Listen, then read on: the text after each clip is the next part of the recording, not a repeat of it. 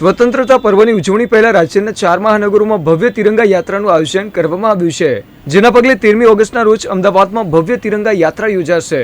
શહેરના પૂર્વ વિસ્તારમાં વિરાટનગરથી લઈ નિકોલ ખોડિયાર મંદિર સુધી 3 કિલોમીટર લાંબી તિરંગા યાત્રામાં કેન્દ્રીય ગૃહમંત્રી અમિત શાહ અને મુખ્યમંત્રી ભૂપેન્દ્ર પટેલ જોડાશે। આયોજન કરવામાં આવ્યું છે।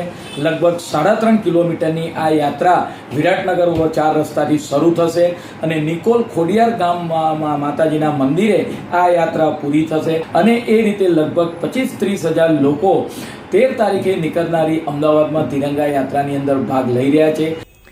26મી જાન્યુઆરી ગણતંત્ર દિવસ પર જોવા મળતા સાંસ્કૃતિક ઝાંખીના ટેબ્લોની જેમ અહીં પણ ટેબ્લો સાથે પરેડનું આયોજન કરવામાં આવ્યું છે। ભાજપના નેતાઓ, મ્યુનિસિપલ કોર્પોરેશન અને પોલીસ વિભાગ દ્વારા તિરંગા યાત્રાને લઈ તૈયારીઓ શરૂ કરવામાં આવી છે।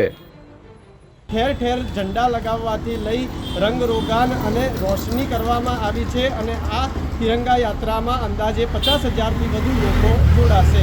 અને વિદેશી Makwana, Divya Bhaskar, Ahmedabad. Share and download કરો દિવ્ય ભાસ્કર એપ।